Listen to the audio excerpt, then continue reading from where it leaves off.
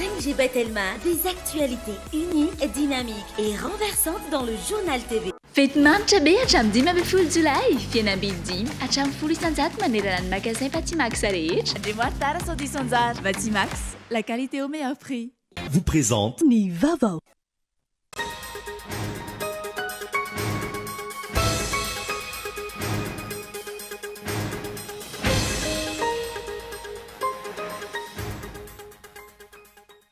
Tsy voaresaka matetika eto amintsika fa miamahazo ana ny famarinana olona na ilay antsoina hoe traite des êtres humains raha nitatitra momba ny famarinana olona izay navoaka ny departementam-panjakana amerikanina tamin'ity taona 2024 ity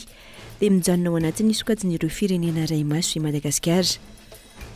Tsy misy ny ezaka nataon'ny gouvernemanta malagasy tao anatin'ny 3 taona farany ary tsy misy na iray azy fa nasaziana ireo tokony nantoka tamin'izany.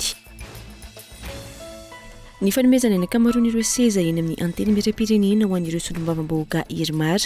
no isan'ny tanjon'izao fitondrana izao ireo solombavambahoaka tsy miankina raha naneho ny hevitra tamin'ny fiafaran'ny fivoriana manokana teny Tsimbazaza androany. Tafapetraka ihany koa ny komisiona anara-maso ny fanjakana tsara ny-tantana sy ny ady amin'ny kolikoly. Mizotra mankany amin'ny cessation de paiement na bankrupttre ny fanjakana malagasy amin'izao fotoana ka mitalao mafy ny mpiara-miombonantoka indrindra ny FMI amin'ireo toana ara-bola isa-tsokajiny hoy ireo mpahay toe-karena. Ankilan'izay mikatso tanteraka ny toe-karena ary sahirana ny vahoaka malagasy raha ny mari-drefy samihafa manomboka ny taona 2024. Raim-pianakaviana iray 30 taona no maty novonohon ny vadiny sy ny sakaizany tamin'ny fomba feno abibiana. Efa niteraka mianadahy izy ireo raha hitafaty ao anatin'ny fiarany tamin'ny 2 Jona lasa teo dia nitalata maty. Nomena izy ireo fanafody fampatoriana ilay lehilahy ary nokandaina tamin'ny tady. Ankilany tamin'ny volana Desambra 2024 no hitafaty ihany koa ny zandrin'ity raim-pianakaviana ity ka ina ho ity vehivavy ity ihany no namono azy no ity rahalahiny izay nafantatra ny fampirafesana nataony hoy ny fianakaviana. Any ivelany, olona misy 120 amin'izao fotoana no tsy hita popoka vokatry ny fiotsahan'ny tany izay nifoaka fiara fitateram-bahoaka miisa 2 tany Nepal androany raha nitatry ny manam-pahefana any an-toerana.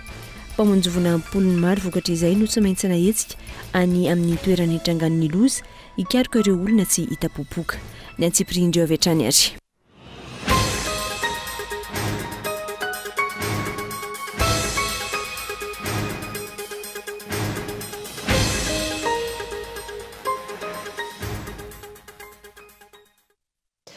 Zoma 12 ny volana Jolay taona 2024 zoma anatantara eto amin'ny firenena aterina aloha ny ara-patomboka lasetomoko vavy ato anatin'izao fampahalalam-baovao izao ary manasanao anjo izany hatramin'ny farany. Vaovao vao mafana avy hatrany mbola tavaverina tamin'ny toerana maha-praiminisitra azy indray Tsai Christian ary anoho ny asa efa nataony tao anatin'izay taona mahery izay. Asa izay raha ny songadina mahantra indrindra maneran-tany Madagasikara anjakan'ny kolikoly fa itoy hatrany ihany koa ny osoka sy alabato ampandresena ny kandida mpanjakana amin'ireo fifidianana ho avy. Araka rehefa napozina i Tsai Christian ihany no notondreny Andra Joelina ho praiminisitra lehibe ny gouvernemanta. Fomba fanao tao anatin'izay taona mahery izay ekeny Andra Joelina ny fametram-pelahany avy eo indray averina atendrenina. Voaporofo androany fa tsy manana olona atokisany i Andra Joelina amin'io malagasy 30 tapitrisa io fa i Tsai Christian ihany no hitany tsapany famiasa ary nahafapo azy ka izao toizan'izao. Asa izay raha nisongadina tao anatin'izay taona mahery izay aloha dia ny fifidianana tamin'ny Tsai Christian praiminisitra no ratsy indrindra teto Madagasikara. Ainy ary nahafapoany Andra Joelina ny fifidianana filoham-pirenena sy ny solombavambahoaka natao amboletra sy barofo, osika, fanerena ny mpiasa-panjakana, fampiasana ny mpitandro ny filaminana ho hery famiretana, fanagadrana sy fandikan-dalàna ka izao kasaina ho tohizana amin'ny fifidianana ben'ny tanàna izao. Izany hoe ho atao indray ny fomba rehetra andresen'ny kandida volomboasary tahaka ny efa natao hatr'izay.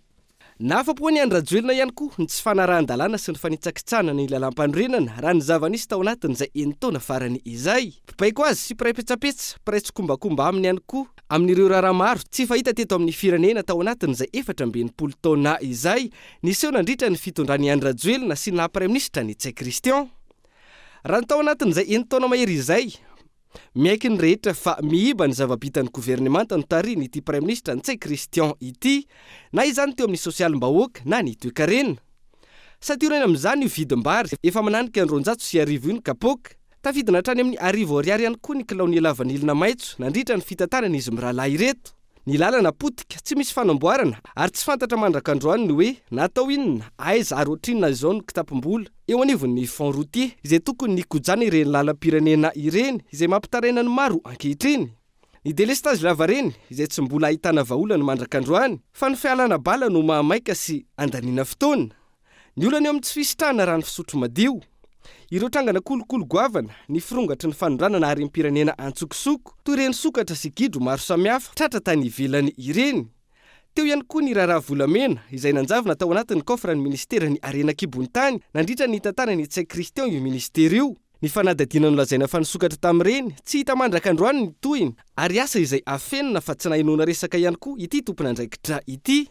finy na inona mbara na inona lazaina tompona andraikitra feno amin'izao zava-misy eto Madagasikara androany izao Ntsay Christian sy Andrajoelina ary mbola io anoy ny fiara-miasa io tompon-daka tamin'ny fampahantrana ny vahoaka malagasy mahatonga ny firenena amin'izao fahantrana lalina izao mandresy any Somalia raha eo amin'ny filaharana maneran-tany izany hoe isika mbola mahantra noho ny firenena niara ny ady atrano sy ny fifandonana matsiravina tsy ndroara ny Andrajoelina ihany koa ilay resaka fifandrindrana sy fifandanjana isam-paritra eo amin'ireo tompona andraikitra fa izao avy any avaratra ny filohan'ny antenimera-pirenena ary avy any avaratra ihany koa ny prime ministre izay manaprofo ilay hoe on est à Madagascar mety isy fiantraikany izay mety tsy hoy ny mpanara-baovao fa ny azo antoka itoy ary iamafy kokoa ny afanganam-pandeha eo amin'ny fandikan-dalàna fanaovana be marenina fanapara-pahefana sy ny fahasahiranana iainany vahoaka amin'ny andavanandrony on ne change pas une équipe qui gagne na hoy ny fomba fiteny frantsay izay saingy samy manana ny fandreseny marina araka ny fomba fiteny hatrany ho an'ny vahoaka malagasy tsy ny fahazahoana maro anisy anatina fifidianana fianosika no ilazana fa matanjaka sy mandresiny eo anivon'ny fitondrana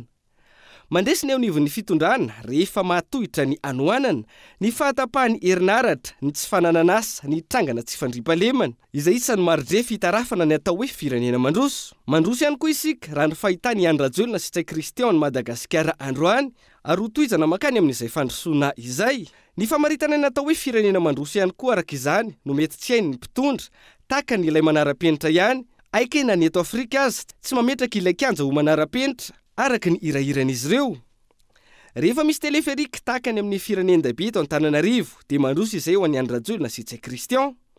eo anatrehan'izany ny vidim-piainana tsy mitsaha miakatra ny fahefa-mividin'ny vahoaka tsy mitsaha miena ny lalam-pirenena potika ny fiahiana ara-pahasalamana tsy misy ny fianarana eny amin'ny sekolim-panjakana andoavam-bola ny fandripalemana tsy voafena an-tanan-dehibe na ambanivohitra ireo rehetra ireo mbola iampy ny aizana vokatry ny tsy fisiny ny herinaratra araka izany ho volaka kafotra ka ny omaly tsy miova no isy eto Madagasikara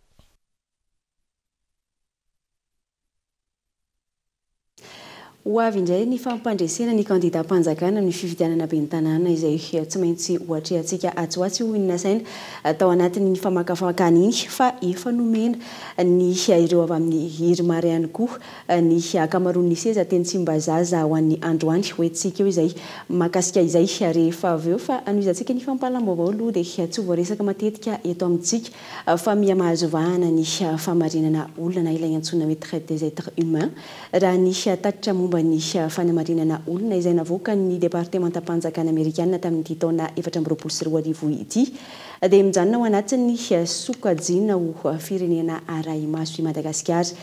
tsy nisy ny ezaka nataon'ny gouvernemanta malagasy tao anatin'ny telo taona farany ary tsy misy na iray aza fanasazina ireo tompon'antoka tamin'izany matoan-datsoratra Gaëtan Andriasilafo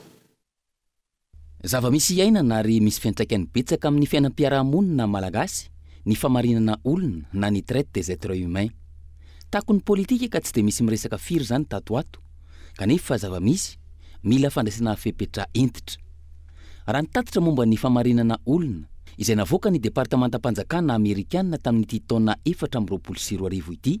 mijanona ao anatin'ny sokajin'ireo firenena rahimaso izay efa nisy azy tao anatin'ny roa taona i Madagasikara antony tsy manaja feno ireo fepetra farany ambany takina anafoana ny famarinana olona io ny gouvernemanta malagasy ireo ezaka ireo izay mifantoka amin'ny fanenjehan'ireo olona voaroiroy amin'izany ny fanomezana teti-bola ho an'ny rafitra miady amin'ny famarinana olona, ny fanaovana ezaka ampiena ireo fanararaotana ranofo amin'ny fizahan-tany mamoafady. Nanamafy hatrany ny tatitra fa tsy misy mihitsy ny ezaka nataon'ny gouvernemanta malagasy tao anatin'ny 3 taona farany, ary tsy nisy na iray aza fanasaziana ireo tomponantoka amin'izany. Ary ny tena olana goavana dia ny fisian'ny firaisana tsy kombakomba eo amin'ny samy tompona andraikitra ka mahatonga ny gouvernemanta malagasy tsy hiroso amin'ny fanadiadiana na eo aza ny fitoroana isan-karazany ataon'ireo mpisehatra miady amin'izany famarinana olona izany. Ankoatr'izay, ahilitiny gouvernemanta amin'ireo fiarahamonim-pirenena ny andraikitra kanefa tsy misy toana ataon'ny fanjakana azy ireo na ara-bola na ara-pitaovana. Eto Madagasikara amin'ny ankapobeny manararaotra ireo ankizy malagasy ireo mpanao trafika ary voakasika matetika amin'izany ireo avy any ambanivohitra, ireo avy any amin'ny sisintany sy ireo avy amin'ny fianakaviana sahirana eto an-drenivohitra. Isehony izany ny asa an-trano sy amin'ireo orinasa, ny fitrandrana renakibon'ny tany, ny varotra mandehandeha, ny fambolena, ireo orinasa mpanao lamba sy mpanjono manerana ny nosy. Asain'ireo ray aman-dreniny mangataka ireo ankizy, tafiditra anatin'izany ireo manana fahasembanana noho ny fahantrana sy ny tsy fampitsakafo. Maro ihany koa ireo asaina mivarotena amin'ireo toerana fizahan-tany ety an-drenivohitra, any amin'ny faritra mpamokatra lavanilina, amin'ireny toeram-pitrandrana renakibon'ny tany ireny, ary ny fianakaviany matetika no mampirisika azy ireo iroso amin'izany. Manamora izay fivarotan-tenan'ny ankizy izay ireo mpiasan'ny hôtely, mpamily taxi, tompon'ireny salon de massage ireny, ny mpitatitra, eo ihany koa ireo olon-dehibe. Ny tena loza manomboka amin'ny 12 taonany na lahy na vavy ny fivarotan-tena ataon'ny ankizy amin'ny sehatry ny fizahan-tany any amin'ny sisintany, amin'ireo tanan-dehibe tahaka Antananarivo, Antsirabe, Fianaratsoa, Mahajanga, Manakara, Nosy-be, Toamasina, Toliary sy Taolagnaro, izay matetika hita any anaty bara, toeram-pandihizana, salon de massage sy ireo hôtely isan-karazany. Ankoatry ny hôtely sy ny bara, ireny karaoke ireny ho an'ny eto Antananarivo renivohitra ny tena isehony izany, miaraka amin'ny zava-pisotro sy ny zava-mahatomelina. Nambaran'ilay tatitra nataon'ny departementam-panjakana Amerikanina fa avy any Eropa, Italia sy Comore ny akamaroan'ireo teratany vahiny mpanararaotra eto Madagasikara. Lafin-javatra iray ihany koa ny fanosehan'ireo ray aman-dreniny zanany vavy anambady na iray ara-nofo amin'ny vazaha. Maro amin'ireo vehivavy no mbola 12 taona monja saingy efa anamboarana karapanondro ilazana fa efa ampy taona.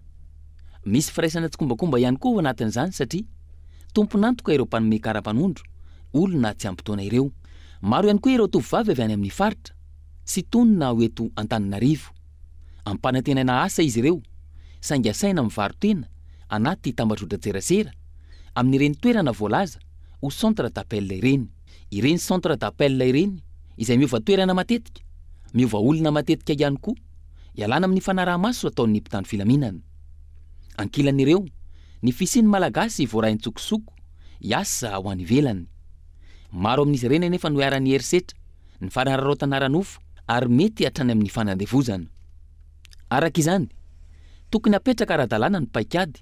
ahafahana mijery ireo izay niaran'izany fanamarinana olona izany, ambafisina ny fampiofanana sy ny fampahafantarana ny ady atao amin'ny famarinana olona amin'ny sehatra rehetra eto Madagasikara, ary tafiditra anatin'izany ireo mpiasam-panjakana ivelana Antananarivo.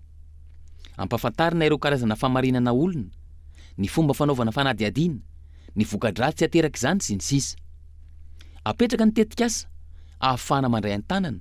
ireo niaran'ny famarinana olona sy ahafahana manasazy ireo tena tomponantoka. Amafisina ny fitsipika sy ny fanaraha-maso ireny orinasa mandray mpiasa tsy dia mazava loatra ireny. Tokony apetraka ihany koa ny fomba ahafahana manana ny totanisa nasionaly amin'ireo sehatra iaran'izany famarinana olona izany, ahafahana mandray fanapahan-kevitra matotra manoloan'izany. Araka ny fanatsidika teo dia ny fanomezana ny ankamaroan'ireo seza eny amin'ny anteny miram-pirenena ho an'ireo solombavambahoaka Irmary no isan'ny tanjon'izao fitondrana izao ho ireo solombavambahoaka tsy miankina raha naneho ny hevitra tamin'ny fiafaran'ny fivoriana manokana teny Tsimbazaza androany. Tafapetraka ihany koa ny komisiona naramaso ny fanjakana tsara-tantana sy ny ady amin'ny kolikoly teny an-toerany ny Lakanefson. Ny fandrombana ny toerana sy ny seza rehetra ho an'ireo solombavambahoaka voafita amin'ny anaran'ny Irmar no isan'ny tanjona napetraky ny izao fitondram-panjakana izao. Hita izany tamin'ny fifidianana ireo mpikambana ao anatin'ny bureau maharitra sy ny fiaflohany ny komisiona natsangana teny amin'ny anteny miram-pirenena. Ato amin'ny anteny miram-pirenena dia tsy azo hitivirana zany politika na ny stratégie politika izay hoentin'ny fitondram-panjakana fa aka ny toerana rehetrarehetra. Ary raha ntsikaritsika hatramin'ny komisiona zao io dia tsy misy candidat mpifaninana afa-tsy izay efa tapaka zareo avy any. Afahantsika mitaratra ny atao hoe pluralisme d'idées, afahantsika mitaratra ny atao hoe hery politika rehetrarehetra atao amin'ny assemblée ve ny fitsanganana ny bureau maharitra sy ny komisiona tsy afahantsika mitaratra an'izay ny zavatra misy loha androany fa dia lasa ny fitondram-panjakana avokoa. Toerana roa ao anatin'ny bureau maharitra no azon'ny indépendant izay manohana ny fanjakana ary ny komisiona dia efa mifampisaran'izy ireo niaraka tamin'ny indépendant izay manohana ny fanjakana. Izany no midika fa manana ny ataontsika hoe majorité absolue zany ary zareo ato dia irahantsika amintsireo ny tantara moa zany no hitsara hoe efa nazy daholo ny rehetra dia menan'izy ireo zany ny fitantanana ny firenena ny vahoaka no mitsara ao anatin'izay rehetrarehetra zay. Na eo zany isy fibodona seza eny amin'ny anteny miram-pirenena ny adin'ireo solombavambahoaka ny fametrahana ny komisiona mpanaramaso ny fanjakana tsaratatana sy ny ady amin'ny kolikoly adina amin'ny gabraraka eto amin'ny firenena. Ao anatin'ny non aligné no napiditra an'io tao anatin'ny asambomera na ny commission d'adhoc ny tena komitsy no napiditra an'io ary raha napiditra an'io dia nieritreritra izahay hoe efa ianareo menakavy no mahazo ny toerana rehetra ndao ary komisionn'io mba meo anay izay tsy ao anatin'ny fitondrana tsy ao anatin'ny fanoherana fa afanay manaramaso ny fahaiza mitantana eto amin'ny firenena ny ady amin'ny kolikoly kanefa moa mbola olon'ny fitondrana moa no napetraka eo amin'izany toerana zany dia ho hitantsika eo zany fa nimiditra ompikambana angamba no azo atao zany fa mitarika an'izay komisiona izay zany dia tsy ny tenanay ihany koa. Anisan'ny ady nataonay tao io miaraka amin'ny évaluation ihany koa komisiona izay tsy nampidiriny zareo moa izy io fa nangataka izay isaorana aloha zany maro anisa fanandany an'le izy mba ahafahantsika tena manana fanjakana tsara tantana satria tafapetraka tamin'ny tsisy fivoriana manokana teny amin'ny anteny miram-pirenena nandritra ny efatrandro ity ny fantsina ny fitsipika anatin'ny anteny miram-pirenena. Totosa omaly ihany koa ny fifidianana ny filoha ity androm-panjakana ity sy ireo mpikambana ao anatin'ny bureau maharitra. Androany kosa no fananovana ny fifidianana ireo filohan'ny komisiona miisa 23 eo amin'ny tsisy androm-panjakana ity. Najoro ihany koa fa nivondrona parlementaire ka miisa 3 hatreto no efa nitsangana ara-dalàna dia ny firaisan-kina ahitana solombavambahoaka miisa 20. Ny UPAD na ny Union parlementaire pour la démocratie ahitana solombavambahoaka miisa 17 ary ny GPRI na ny groupe parlementaire pour le rassemblement des indépendants ahitana solombavambahoaka miisa 17 ihany koa. Andrasana atrany ny fitsangana ny vondrona parlementaire avy amin'ny Irmar. Androany no nifarana tamin'ny fomba ofisialy ny fivoriana manokana izay no tanterahina teny amin'ny lapany Tsimbazaza.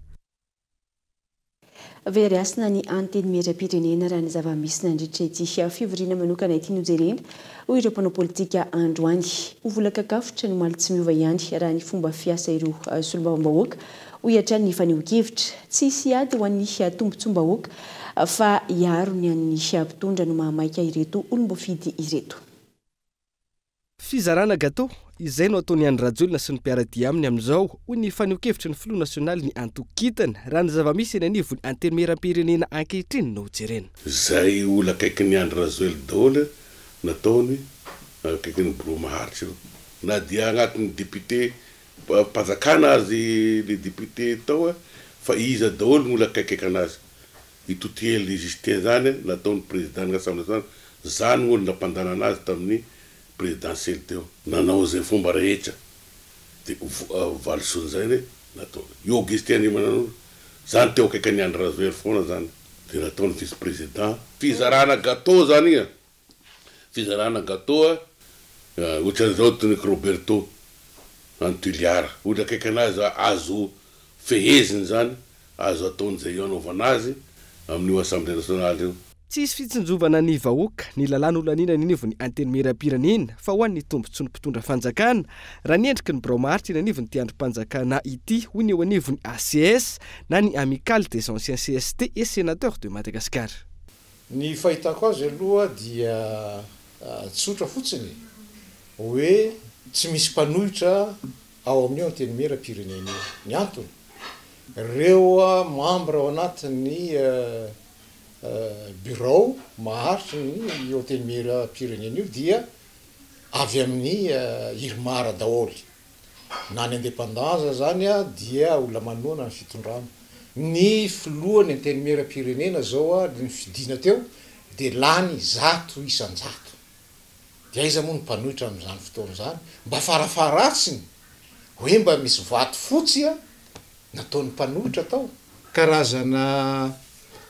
boîte aux lettres ihany io anteny miram-pirenena za tsy manantena mihitsiny fa isy ady hevitra ao fa zay rehetra lalàna atolotry ny fitondram-panjakana ao dia azo antoka fa ho lany 100 isan-jato mahatonga am'teny tamin'ny voalohany teo hoe tena tsy misy mpanohitra ao dia tsotra fotsiny satria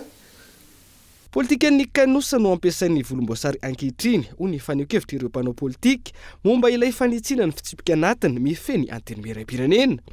Isan'izany ny fandrarana ny solombavambahoaka tsy hanao ny tatitra afa-tsy ao amin'ny distrika na alany azy ihany. Élu amin'ny distrika misy anazy izy fa député de Madagascar. Le lalàna ao amin'ny assemblée nationale sy ho an'ny distrika igny ihany vo lalàna zay voten'zareo na zay todahana omeny député ho an'ny vahoaka malagasy. Ohatra anao zany de voteny ministre anao zany ministre avy Farasio de ho an'ny Farasio ihany zany anao no afaka manao mitourné fa sy ministre ny Madagascar zany ohatra zay zany ohatra ny premier ministre zany anao satria premier ministre avy any Ambilobe de ao Ambilobe ihany zany izy mafaka mitourné zany ohatra zany zany zao magnambana an'le androm-panjakana misy magnambana an'le androm-panjakana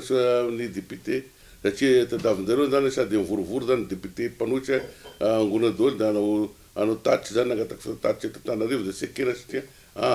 anareo amin'ny boribory tany voalohany ihany zany mafaka mandeha ho Analakely na ohatra zay zany zany zao ka izany tetika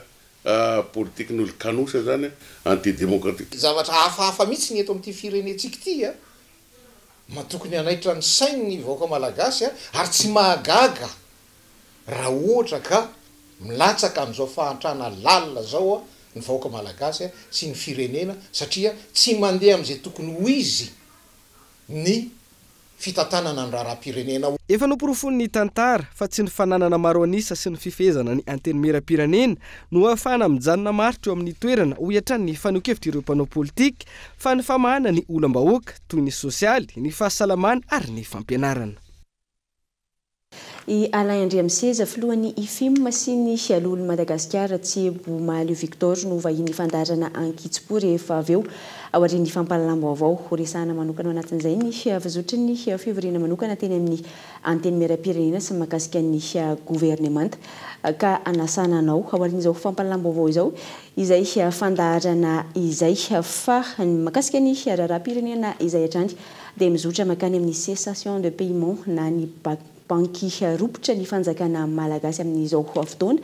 ka mitalao mafy ny mpiara-miombonana tokoa indrindra ny FMI amin'ireo toana arabola isan-tsokajiny hoy ireo mpaitoekarena ankilany mikatso tanteraka ny toekarena ary sahirana ny vahoaka malagasy raha ny mahadrefy samihafa nanomboka ny taona 2024.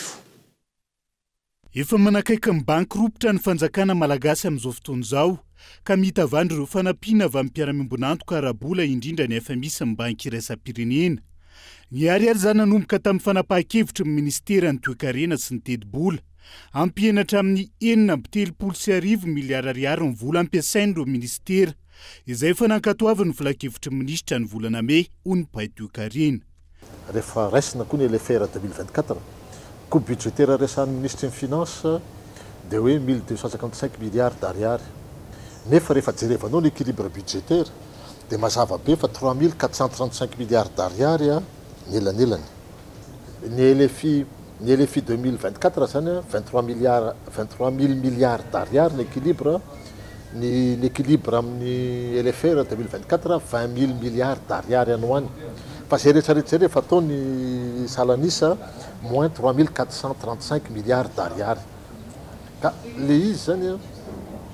azadinany zany fa sahirana be zany miresaka arabola ny fanjakana malagasy androany zavatra misy zany fahazahoako azy am'izao fotoana zao tsy lavidavitra ny cessation de paiement fanjakana malagasy na hoe fahita zany am'izao fotoana zao ny eta malagasy de mila fanampiana maika avy any amin'ny FMI sy ny banque mondiale satria zay zany zao le hitatsika zao ny zavatra navoaka ny FMI de mamay an'izay indicateur zay hoe misy tsy lavitry ny banqueroute zany en terme technique moa hoe cessation de paiement ny eta malagasy isan'ny tena mandany ny volam-panjakana ny trosa sy ny fanohanana rabola na ny subvention indrindra ny atao amin'ny jirama isan'ny efa nampahafantatra ny momb'izay ny Africa Intelligence ny folojona izay nanamafy fa tsy misy irika intsony ho an'ny Andry Rajoelina ankoatra ny fisitrahana ny tohana rabola avy amin'ny FMI sy ny banky iraisam-pirenena afana mampiodina ny raharaham-panjakana amin'izao fotoana izao madrefy ara-toekarena rehetra izay efa mampiseho ny faharefony ny firenena avokoa ho ny mpamakafaka ara-toekarena iray santionany ny PIB na ny arikarena fahobe izay tafiditra anatin'ny firenena manana tahambandrindra maneran-tany sika manakaiky any Soudan izay firenena ny ainany ady nandritra ny taona maro manana PIB $7.5 isan'olona raha amin'ny firenena hafa mety mahatratra $700 misy mahatratra hatrany amina $11,000 firenena tena manan-karena mahatratra hatrany amin'ny $40,000 istaona dia ny etsika $530 zany ny PIB par habitant ary izay ny tena maneho hatrany fa mbola tsy tafavoaka ao anatin'ny fantrana malagasy mbola tsy vitantsika zany ny voana ao anatiny io raha ny tena izy ny fanjakana dia tokony miezaka hatrany mamorona infrastructure mamorona miattirer investisseur manao zay rehetrarehetra azo atao zany mba izy famorona-karena amin'ny firenena anankiray ary izany famorona-karena izany na hoe création de richesse amin'ny alalan'ny famokarana no ahafahana zany mamorona asa ary mampitombo ny arena izay mipaka mivantana any amin'ny vahoaka izany sy ny zavatra hita nefany dia na dia tsy mitsaha mitombo raha ny azo atao hoe trosa na ny trosa anaty na ny trosa ivelany dia izay mahatratratra any amin'ny 5 faingoen'ny isan-jato izy tamin'ny taona 3 dia tena mbola tsy tena nisy fiatraika mivantana any amin'izay hoe fampitomboana ny arikarena fahobe razaraina isam-batan'olana PIB par habitant zany aloha hatreto le izy noho ny tsy faiza mitantana sy ny tsy fanana ny fitondrana politika ara-toekarena mazava avokoa no nahatongava ny firenena amin'izao ho ireo mpandalina manokana momba ny toekaren'ireo izy ireo izay nanamafy fa hitony fahavoazana ara-toekarena ka hiamafy ny fanitrana lalina raha mbola tsy mahay mametraka ny laram-pamena ny fanjakana amin'ireo tetikasa sy vodi-dravitra mamokatra mamorona asa sy mampitombo marina ny arikarena ho an'ny isam-batan'olona tahaka ny trangana azo ny distrika Anantsohy mahakasika ny fifidianana solombavambahoaka dia naneo ny atezerany vokatry ny famadiana ny voka-pifidianana solombavambahoaka atao amin'ny distrika Maheva-Tanàna ireo mponina tany antoerana tsy mitombona hoy izy ireo ny antony nanafoana ny fitsarana avo momba lalam-panorenana ny vato azony candidat tsy miankina ka nampandresena ny candidat Irmar izy ireo izay mitaky ny amerena ny HCC indray ny fitsarana ny raharaham-pifidianana atao Maheva-Tanàna izay tany antoerana Christian Dimby ny lanja sora baventy nidina andalambe sy naneo ny fatezerana ireo mponina atao amin'ny distrikany Maheva-Tanàna ny alarobia lasa teo anton'izany ny tsy fankasitrahan'izy ireo ny famadian'ny fitsarana avo momba ny lalam-panorenana ny voka-pifidianana solombavambahoaka nandritra ny famoahana ny vokatra ofisialy ny 7 Jona lasa teo ho an'ny distrikany Maheva-Tanàna fa nodikodonana tanteraka ny safidim-bahoaka ary kajikajy politika hampandaniana ny kandidat-mpanjakana no nisy tany antoerana hoy hatrany ireo mponina ka anton'izao fetsiketsehana ataon'izy ireo izao tsy manaiky fa iaron'ny safidinay zay iaron'ny safidy satria tsy manaiky fa numéro 3 no lany tamin'ity fifidianana ty kanefa hodina ny olona dia tsy manaiky zay fa itolona iaron'ny safidinay tena miemtra ny firenena hita hoe tsy milamina ny tanàna ny fandriam-pahalemana tsisy ny olona sahirana ny vahoaka ka mila olona vonina hampandroso firenena ary zay no fidinay ary arovanay safidy satria tsy avelanay ho lasa norokafa raha zao ny zava-misy eto amin'ny fampireta maivatanàna sy malakely safidy-bahoaka dia alao sy asina tsony fifidianana eto amin'ny faritra ny région Betsiboka lehilahy bahoaka tsy eky amin'ny fanjakana miankina an'le resaka ohatrany hoe kolokolo iaka ka zay tompoko mba zavatra tena ngatanay zay zany mina hoe marona ny avoaka fa aveny tsy marona ny avoakanareo zay zany dia mifantatra hoe madame Zorokely ny lalina izy député tao faritra maivatanàna tena vohitsakisaka ny safidy-bahoaka amin'izao fotoana zao marina zany tena tsy avoakan'ireo marina dia tena malahelo zay vahoaka amin'ny maivatanàna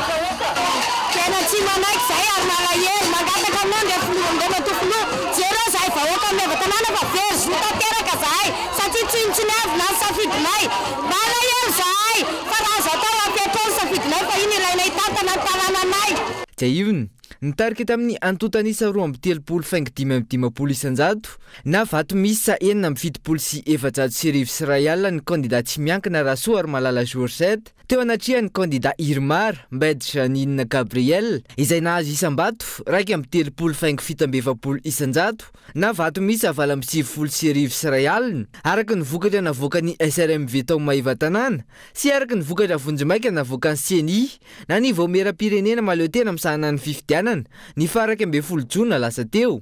Ny tsy mbadika tanteraka io voka-pifidianana io rehefa tonga teny anivo ny fitsarana avo momba lalam-pandrenana. Antony, nofanana ny vato misa 7 sy 7 tamin'ireo birao fanajaham-bato maromaro tao amin'ny commune maivatanàna izay azon'ny candidat tsy miankina laharana fahatelo tao amin'ity distrika ity raha ny didina avoaka ny ACC ny 7 jona lasa teo. Fanofanana vato izay tsy mitombona velively raha io didina avoaka ny ACC io ho kosa ireo solotenan'ny commune maromaro ao amin'ny distrika ny maivatanàna. Raha momba ny fizotra fifidianana tanatin'ny distrika maivatanàna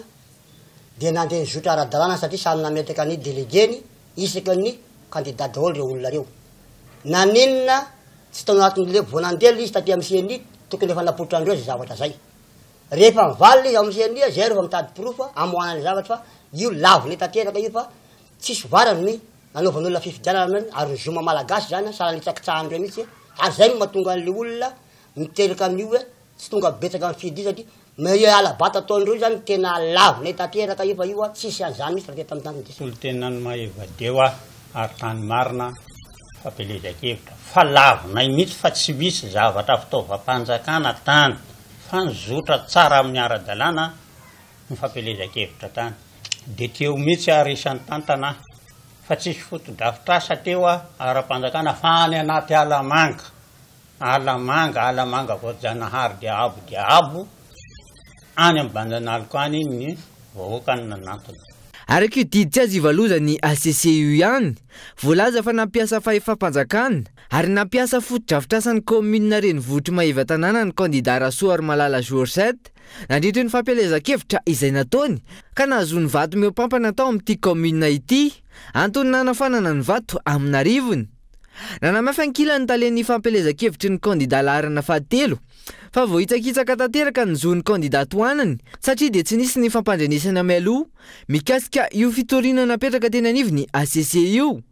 Ankoatr'izay ihany koa tsy mitombona ny filazana fa nisy ny taratasy fahazahon-dalana ampiasa foto-drafitrasa-panjakana hanaovan'ny candidat laharana fahatelo fampelezakevitra nalefa teny anivony commune renivohitra maivatanàna. Lazaina fa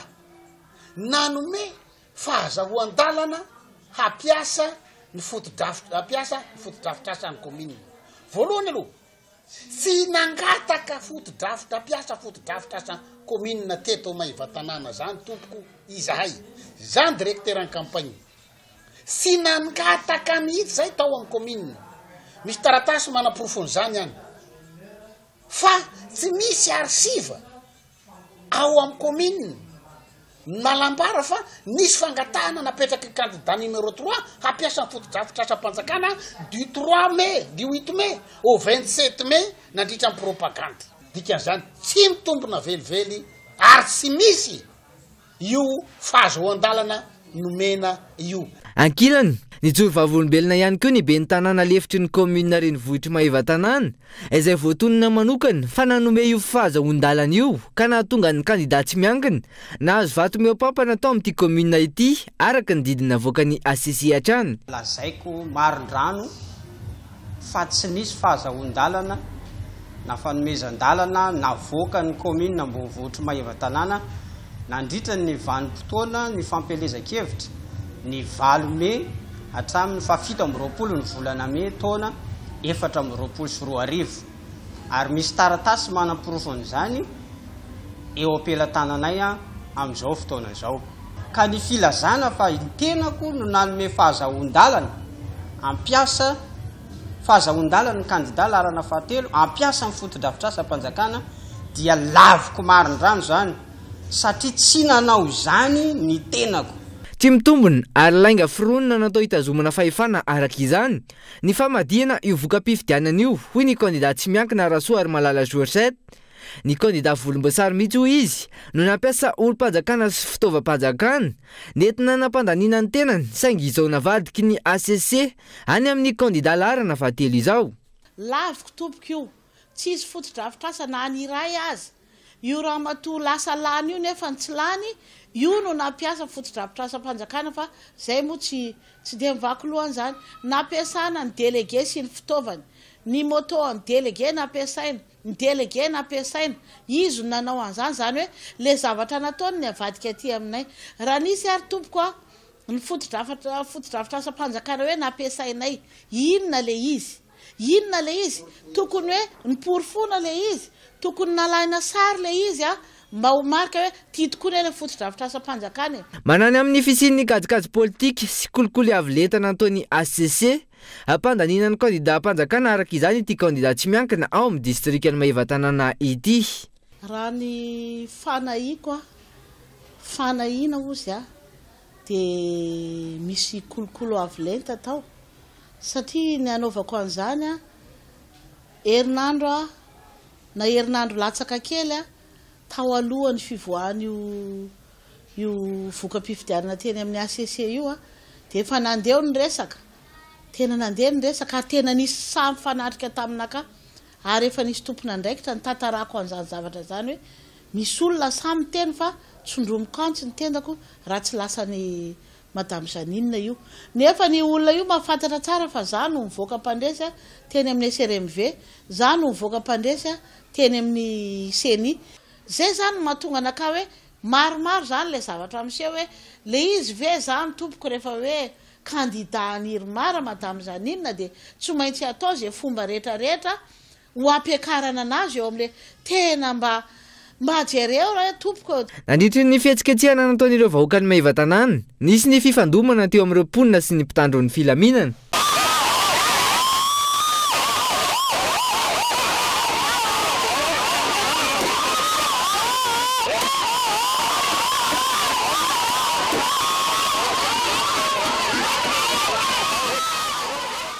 Taorin'io nentina tena nivy ny tobiny gendarmerie ny candidat tsy miankina larana fahatelo niaraka tamin'ireo ekipany olona misy aroa ihany koa ny voasambotra tao anatin'izay hetsika izay tsy anaiky hatramin'ny farany ary hitako ny zon'izy ireo ny mponiny Maheva-Tanàna manoloana izay fanitsakitsahana ny safidim-bahoaka izay. Tahaka an'izay ihany koa nitranga tany Antsohifa fa nandefa taratasy mialohan'ny fotoana ny avy amin'ny OMC araka ny porofo ny entany candidat teto amin'ny fampahalalam-baovao omaly fa raharahana ny fidinana an-dalambe hisoroana ny tahaka ireny. Anoizantsika ny fampahalalam-baovao mahakasika ny fifidianana izay hatrany dia teboka maro no mila hatsaraina amin'ny fikarakarana fifidianana eto amintsika ahafahana misoroka ireo fomba fanao mamoetra tahaka nitranga tamin'ny fifidianana filoham-pirenena sy fifidianana solombavam-bahoaka farany teo hoy ny sampana fanaraha-maso ny fifidianana safidy ny fitoriana napetraka ity farany mikasika ity fandikan-dalàna tsikaritra nandritra ny fifidianana teo iny izay tsy nahazo rariny avy amin'ny ACC ka antony mampanahy azy ireo amin'ny mety ho fiandaniana ity rafitra ity amin'ny antokony fitondrana.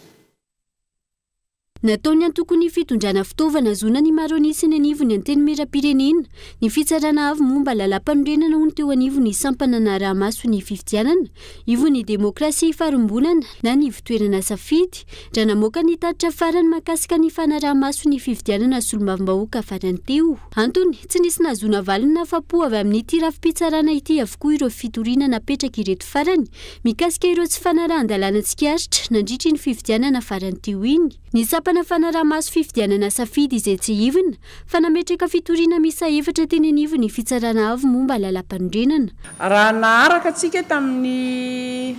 fotoana na moany ACC ny voka-pifidianana dia nanome voambolana maromaro ny ACC hanazavany an'ilay fandavany ny fitoriana nataonay ato amin'ny safidy ho anay safidy manokana dia nisy fitoriana anankiray nataonay zao tsy natanay valy mihitsy rehefa nanontany moa ny avocat dia hoe to anatin'le adino dia iny le mahatonga n'ilay hoe fomba fijerinay hoe ahiahinay hoe lasa fitaovana indray ny ACC ho an'le eo amin'ny atoko eo amin'ny fitondrany malohanyizany teboka maro no mila tsaraina afana mahazo fifidianana madio mangarahara ary ekeny rehetra indrindra ho an'ny fifidianana kominaly manaraka io ka nandrosoany teo anivo ny votoerana safidy tolo-kevitra afana misoroka ireo trangana tsy fanarahan-dalàna mandritra ny fifidianana mahakasika ny lalàna sy ny rafi-pifidianana ny safidy dia mitaky voalohany ny fampandehanana amin'ny fomba mahomby ny CCFVP amin'ny fanomezana azy ireo ainty-manana ampy ahafahany manatanteraka tsara ny andraikiny faharoa fametrahana sy fampandehanana ny ANRCM ary fahatelo fametrahana ny fandrindrana ao anaty lalàna ny fotoana fampelezan-kevitra mialohan'ny fifidianana manomboka midaty ny fiantsoana mpifidy ka hatramin'ny fanomboan'ny fampelezan-kevitra mba hialana amin'ny fanararaotana ankoatra izay takina ihany koa ireto farany fanatsarana ny fomba fikirakirana ny fifidianana tahaka ny fanatsarana ny fanofanana ireo mpiasa sy ratsa mangaika ny sini ny mikasika ny fanasaziana ireo izay mandika lalàna mialoha sy mandritra ny fampelezan-kevitra ny famoahana lalàna mikasika ny fahalalàna sy ny fiarovana ny zon'olombelona ary ny fanamafisana ny famaizana sy ny fifanolana ra-pifidianana ny fitoerana safidy izay namoaka ny tatitra farany makasika ny fanaraha-maso ny fifidianana solombavam-bahoaka ny 7 Mey 2024 teo androany verenantsika makasika ny fifidiana solombavam-bahoaka na makasika ny kandida Mahavitara Sylvestre ny marimarina kokoa sy lafim-baovao afahafa andalo isy ny vetivety ao anatin'ireto tokam-barotra foy ireto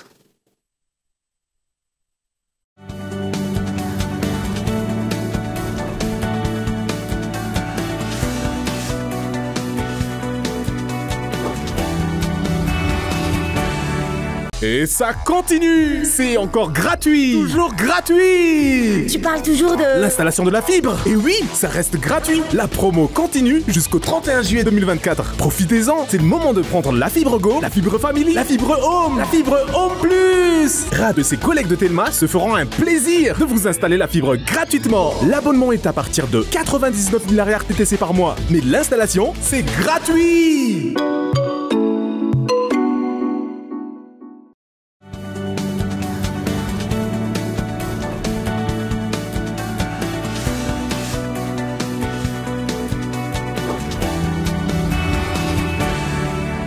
taverina sady ato anatin'ny tapany faharoa ny fampahalamboavao anoizatsika izay avy hatrany malohana ny zava-misy mikasika ny raharaha Sylvestre solombavam-bahoaka ny Vangaindrano izay mbola voatazona any an-tamoratra amin'izao dia nanao fanambarana ny Grand Sud Est avy Mahajanga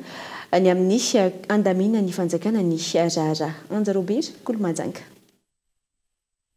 Ny fandaminana ny raharaha mikasika ny Mahavitara Sylvestre solombavam-bahoaka ny Madagasikara voafidy eto amin'ny distrika ny Vangaindrano ihany izay notanana amponja ao an-tanimora noho ny raharaha fanodikodinam-bola ny Covid-19 izay ihany notakiny ny reto fikambanana ny Grand Sud-Est manerana ny nosy ireto farany izay tsy manaiky ny hotam-penambava ny amin'ny kajikajy politika ny fitondram-panjakana ankehitriny famitaky hatrany ny fandaminana sy ny famoahana ny Mahavitara Sylvestre. Hatramin'izao io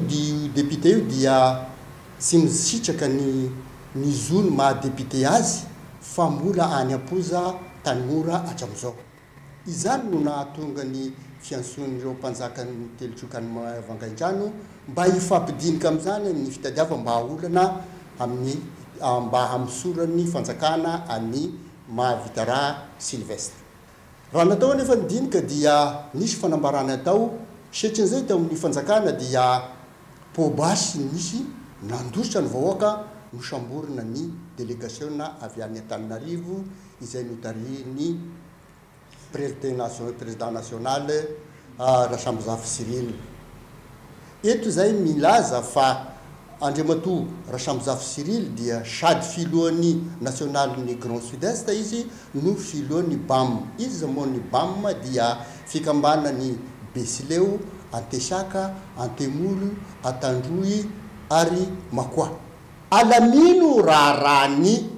Mahavitara Sylvestre io satria raha io milamina tsisy korotana zany tsika. Raha tsy ivina dia mbola notanana ponja ao an-tanimora i Mahavitara Sylvestre solombavam-bahoaka ny Madagasikara voafidy tao amin'ny distrika ny Vangaindrano. Ity farany izay nangataka fahafahana vonjimaika ny talata 10 ny volana Jolay teo anivon'ny PAC 67 hectares Antananarivo. Lafim-baovao afantanteraka no tanterana teny Soaranomaly ny fanolorana ny trophée du jeune entrepreneur 2024 avy amin'ny banky BNI Madagascar. Ho fanohanana ireo tanora orinasa madinika sy salatsara ny velatra sy iroborobo no antom-pisiany trophée du jeune entrepreneur iarahana amin'ny banky BNI Madagascar izay efa 20 taona mahery izao.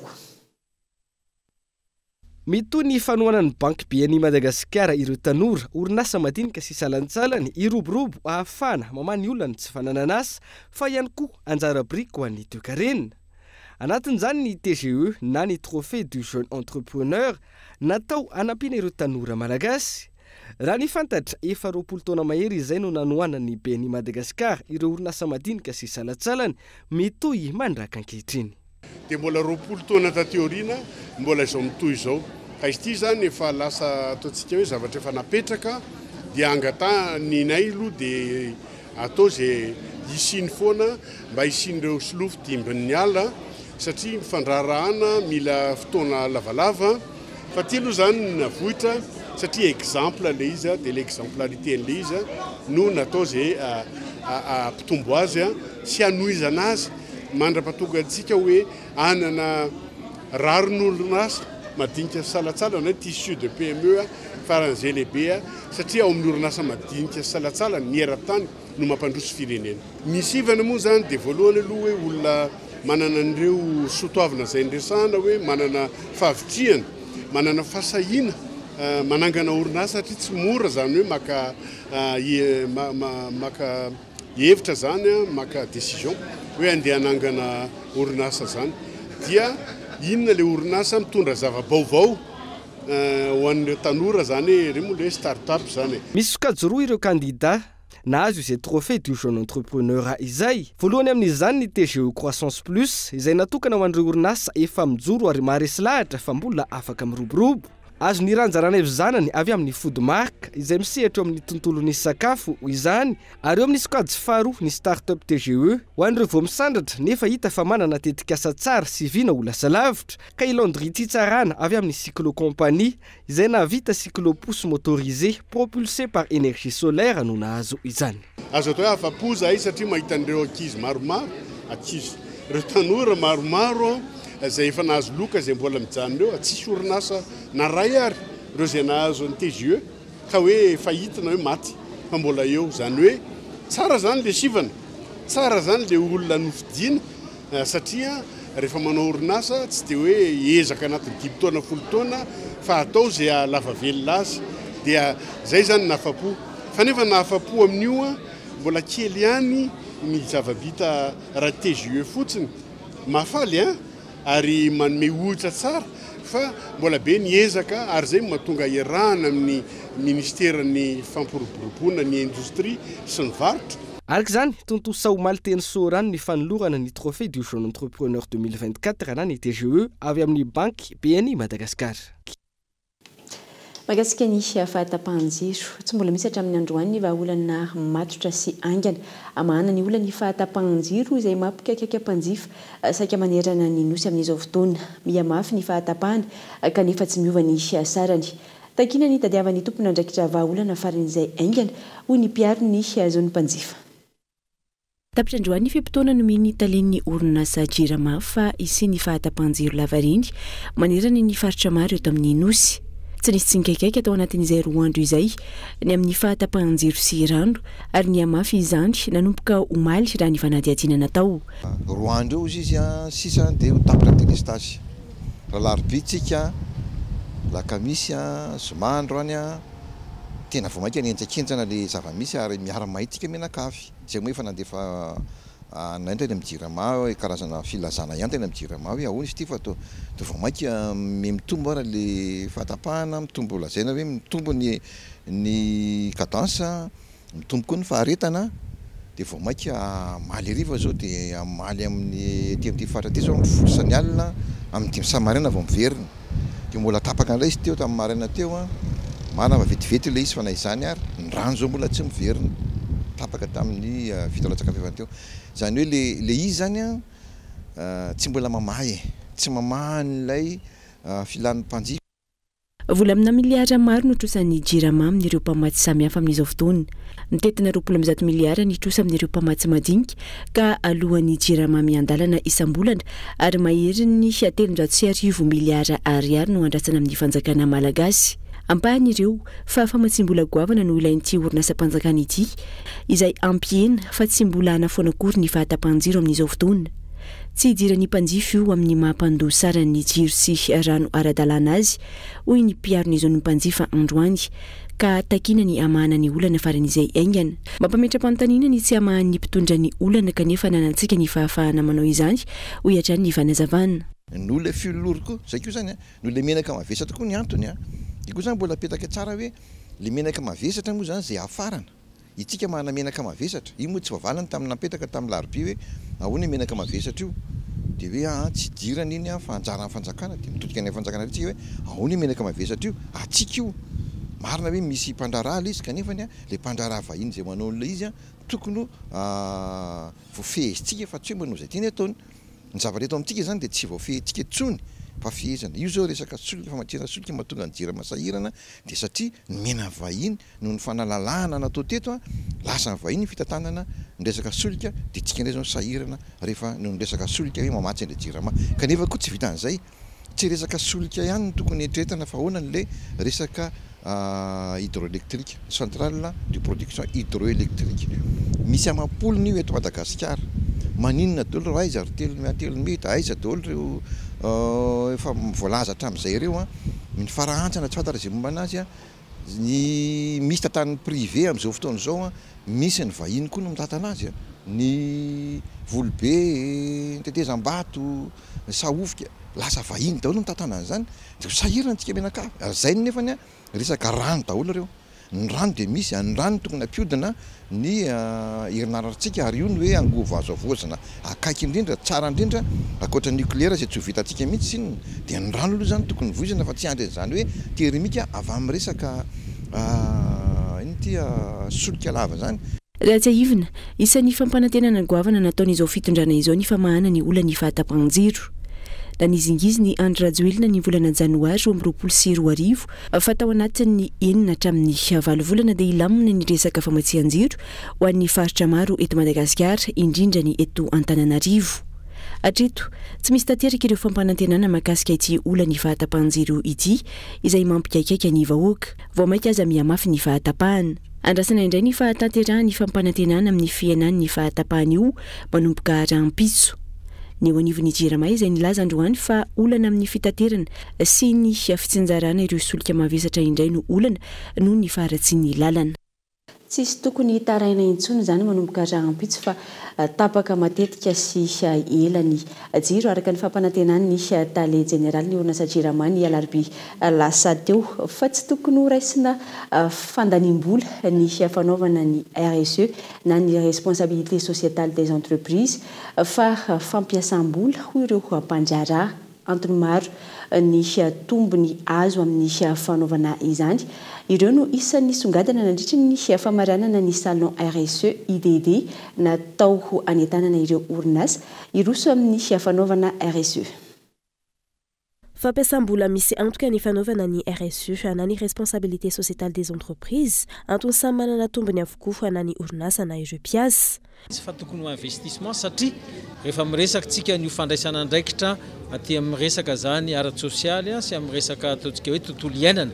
dia azo lazaina fa mivaly aty amin'ny orinasa ihany zany zavatra zany satria raha miresaka tsika hoe fikarakarana ny mpiasa fikarakarana ny mpiarabelona rehefa ara-dalàna ny firindran'ny fiainan'ny mpiarabelona sy ny mpiara-miasa mazava ho azy fa mitombo zany ny famokarana dia tombo ny verina makaty amin'ny orinasa zay. Raha ohatra ka ara-dalàna ny fitsinjovana ny tontolo iainana dia mazava ho azy fa misy fiantraikany zany aty amin'ny tontolon'ny asa zany sy ny tontolon'ny famokarana satria raha isitsika fotsiny fa raha misy ny fiovana amin'izao fotoana izao eo amin'ny ataontsika hoe fiovaovan'ny toetrandro ka mafana be na tondra-drano na rivo-doza-tsakiato dia manimba ny sehatra fiariana zany. Ny dikan'izay zany dia zay le mahatonga hiteny hoe fampiasam-bola ny fandaniana zay alefa makaty amin'ny RSE fa tsy fandaniam-bola. Mahery ny fitopolo isanjato ny orinasa no efa manao sy mahafantatra ny RSE na ny responsabilité sociétale des entreprises raha ny fanadihadiana natao. Na izany azy mbola misy ny fialesoka mila arenina, mila amafisina ny fanaraha-maso sy ny fanentanana ireo orinasa anao fa ny resaka RSE mba hialana amin'ny mety ho fanodikodianana na famotsim-bola raha ny fanazavana. Dia ny fahasivy moa zany ny afantatsika fa ny orinasa tsy miasa rery dia eo ihany koa ireo mpiantsehatra rehetrarehetra izay miara-miasa aminy dia ny ezahana zany hoe misy hetsika maromaro atao anaty mandritra ny 2 andro atao zany ny anamorana ny fiara-miasa eo amin'ny mpiara-mombonatoka ny orinasa ao anatin'izay ny fikambanana ny mpanohana mpamatsy vola dia misy hetsika maro zany afahana tena hoe manamafy kokoa an'izay fiara-miasa zay afahan'ny orinasa zany manohana sy miara-miasa amin'ireo olona miantsehatra ao anatin'izay RSE zay. Fandraisana andraikitra, fandraisana anjara ny mpitsidika rehetrarehetra atao amin'ny salon dia zareo zany asaina misafidy hoe iza ny hitandry zareo tena hoe tolotra na solution tena hoe tsara indrindra amin'ny lafiny RSE mandritra hita mandritra ny 2 andro. Zay le izy. Misy ohatrany hoe mifidy zany ny visiteur hoe iza ny hitany tena hoe tena miavaka tokoa amin'ny RSE amin'ireo stand rehetrarehetra hitantsika eo. No tanterahina omaly haika ny farana androany ny salon RSE IDD izay natao teny amin'ny Novotel. Etsika anentanana manokana ireo orinasa anao ny RSE amin'ny toerana sy fiarahamonina misy azy ireo tsirairay avy. Ho fanampiana ny olona manana fahasembanana natomboka tamin'ny fomba ofisialy androany tetika Savoizo Analamanga. Asa ho tanterahana amin'izany ny fanomezana tolo-tanana ireo olona manana fahasembanana mba tsy ho vesatry ny ankohonana sy ny fiarahamonina fa ho fanotra amin'ny fampandrosoana ifotony. Commune Rominifolo no isitraka ity tetika asa izay arahana amin'ny CBM sy ny collectif des organisations des personnes handicapées de Madagascar. Miombona antoka mandritry ny 12 volana ary olona manana fahasembanana manodidina ny 1000 isa no vinavinaina azo tombony. Fanampanazavana. Ny olona manana fahasembanana eny amin'ny toerana misy azy amin'ny andavanandro dia tokony sitraka ny zony feno ka hampiasa ny fahaiza-manaony mba ahafahany miaina toy ny olona rehetra ary mandray anjara feno amin'ny fiainan'ny fiarahamonina izay misy azy. Ny antom-pisian'ny tetikasa dia manohana ny olona manana fahasembanana, manampy ny olona manana fahasembanana mba ahafahany mampiseho, mampiasa, mampiatra izay fahaiza-manaony izay. Manohana ihany koa nefa ny fiarahamonina izay misy an'ny olona manana fahasembanana mba ahafahany mandray feno ireny olona manana fahasembanana ireny ka manome azy ny zony mba hisitrahany ihany koa mba ahafahany olona manana fahasembanana mandray anjara feno amin'ny fiainan'ny fiarahamonina izay misy azy. Eny anivon'ny commune moa ny tena miasa izao tetikasa izao. Dikan'izany ny commune rehetra izy 12 izay miara-miasa anivon'izao tetikasa izao dia ampiana amin'ny hoe ahoana izany fampandraisana anjara ny olona manana fahasembanana izany amin'ny fiainan'ny fiarahamonina eny fotony eny. fampianatra mahery ny ronjato ny ofana teo aniva ny Ekova no nivoaka tamin'ny fomba ofisialy androany ny andian'ny gazely izay nanamarika ny fivoahany mpianatra tamin'ny etapa ny faharoa ity ny taona 2024 etsika izay nampiarana ihany koa tamin'ny fankalazana ny fahatelopolo taona ny orena ny Ekova. Nivoaka androany ny andian'ny gazely tamin'ny mpianatra teo anivon'ny Ekova, fivoahan'ny mpianatra izay niaraka tamin'ny fankalazana ny fahatelopolo taona ny orana ny ity fiofanana araka saity. Isany mampiavaka ny école de coupe et couture ny fahaiza manao ireo mpianatra ao aorian'ny fiofanana. Voafehin'ny mpianatra avokoa ireo zaitra rehetra takina afaka misehatra amin'ny asa avy hatrany izy ireo ao aorian'izay ary antsoina hoe styliste raha ny fanazavana hatrany. Dia andro miavaka tokoa zany ny andro androany noho izay fankalazana fahatelopolo taona zay na dia efa mahazatra ihany aza ny famoahanay mpianatra. Ny nivoaka androany zao misy ronjato mahery no nivoaka androany dia ity androany ity zany santatry ny famoahanay mpianatra amin'ity enim-bolana voalohany ity satria hoarahany ao Antsirabe dia Mahajanga dia Sambava dia Diego rehefa avy eo zany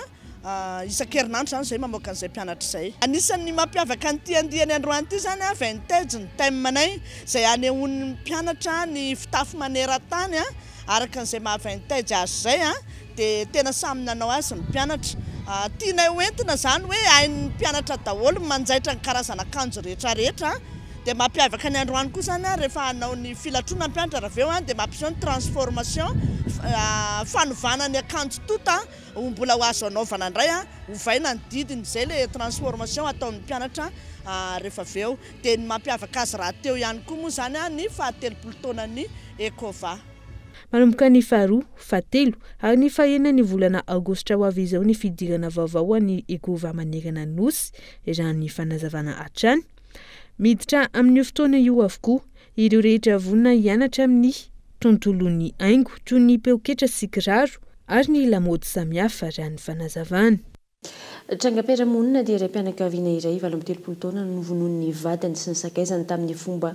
feno abibiana. Efa niteraka mianadahy izy ireo raha hita faty tao anatin'ny fiarany tamin'ny ray jona lasa teo teny talata maty. Nomen'izy roa fanafody fampatoriana ilay lehilahy ary nokandaina tamin'ny tady. Ankinany tamin'ny volana desambra 2024 no hita faty ihany koa ny zandrin'ity iray mpianakaviana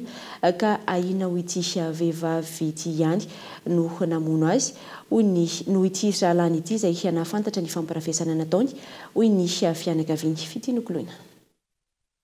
Tamin'ny voalohan'ny volana jona no hita faty teny Belera talata maty ny vata mangatsiaka an'ity iray mpianakaviana. Iandria no menjana Arjanona 23 taona no pozinina tamin'ny fanafody fampatoriana ary no kendaina hita faty tao amin'ny fiarany ihany. Raha ny fanadidina teo nivon'ny zandary, ny vadiny izay efa niteraka mianadahy no namono azy niaraka tamin'ny sakaizany miampy olona iray hafa. Voaporofo tamin'ny alalan'ny oronampeo tao anatin'ny finday ny fihetsika nandritra ny andro namonoana azy raha ny fitantaran'ny fianakaviana. Dia rehefa maty moa zany lahy anankiray io dia tratra teny amin'ny gendarme teny brigade teny talata maty zany satria le zanaka zokiny le maty io tao anaty tomobile fatiny najanona teny amoron-dalana. Dia rehefa natao ny enquête satria tavajanona tao ny telefônina dia nanao anna description izy zany nijery an'ilay izy narahana tany amin'ny cybercriminel dia voaray hita tao daholo zany ny feon'ny olona namono azy. Dia ny tena mampalahelo namono azy zany ny vadiny ihany. Ny vady andefa mandrina izay niterahany anankiroa manana ny anaran'izy io dia izy no commanditaire n'le vony zany le vehivavy manana io miaraka amin'ny sipany sy lehilahy anankiray satria lehilahy anankiray izay nalainy azon'io tomobile io zany zay ka mamprograma an'Andriamanitra rehefa tena hoe naika ao aoriany tany amin'ny sisiny tany izy io dia tsy vita fa nidokona le tomobile tsy nentina andeha dia nariny teo zany le fatin'le zanakay dia le vadiny zany efa nanao aveu teny brigade tena talata maty fa izy namonana azy niaraka tamin'ny sipany. Niditra amponja vojomaika ity vadiny tao aorian'izay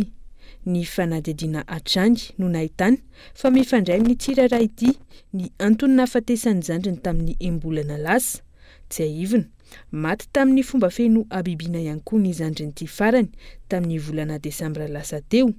Aina ho ity vehivavy ity ihany no navandoza raha nambaran'ny fianakaviana hatrany. Olona anankiroa no hitiny tao anaty tomobile zay tena nafatony ihany kendainy ihany vonoiny tamin'ny fomba tena feno abibiana zany dia naleviny tena naiky ho aleviny tena nosiala. Soa ihany zany fa nisy olona nandalo fokon'olona nandalo nahitan'le olona andevina anazy teny no niantso ny gendarme rehefa za personnellement za zao zany no efa nanao vavolombelona tamin'io zanaky ny zokinay maty tamin'ny mois de décembre hoe io manana io namonana azy satria io zanakay maty tamin'ny mois de décembre io zany zay fianakavianany lalovany nefa tantara ny toetra ratsy ny vehivavy io fantatra io le zanaky ny zokinay voalohany hoe manao sipy izy ampidirina ao an-trano dia mandeha midekosy izy dia rehefa avy eo no rahonany zany io zanaky ny zokinay io maty izy dia fantatra hoe le manana na vadiny namonana azy dia tena zay teo zany zay vao tena resy lahatra hoe tsy maintsy izy ihany namonan'le zandriny satria ny approche namonana azy nitovy samy nikendaina fa le vehivavy io zany mbola mirehare zanaka anankiroa zany nenay no maty. Ny tena fahalalana anazy misy trano ao dia mety tsy ritiny le izy lehilahy matoa mantsiny maty accidenté à moto tangamba il y a 4 ans dia maty ndray zany le anankiray ity dia maty le jaune donc elle est libre zany zay zany satria dia hoe tena navita aloha izy hoe navita izy hoe vadiny andefy mandriny manana zanaka menada izy ny vonoiny. Mpametra-panontaniana ireo fianakaviana hatreto ny Antony nampirisika ity vehivavy ho tonga hatrany amin'ny famonoana azy roalahy mety ho resaka ariana sy lova ve ho ny fianakaviana. Eny amin'ny fitsarana amin'izao fotoana ny toy ny raharaha miantso ny fangarahan'ny fitsarana sy sazy entitra manoloana ity tranga ity ny fianakaviana ankehitriny. Izy ireo izay nandevina zanaka misy arota ao anatin'ny enim-bolana. Dia ny maresaka avy any ivelany ihany koa tompoko lasy tompoko vavy no mamarina ny fampahalam-baovao ankasitrahana ianao nahatra tao anatin'izay ora iray sy 7 minitra izay mametraka ny mandra-piona ny tenako dia samy mitombo amin'ny fahasoavana.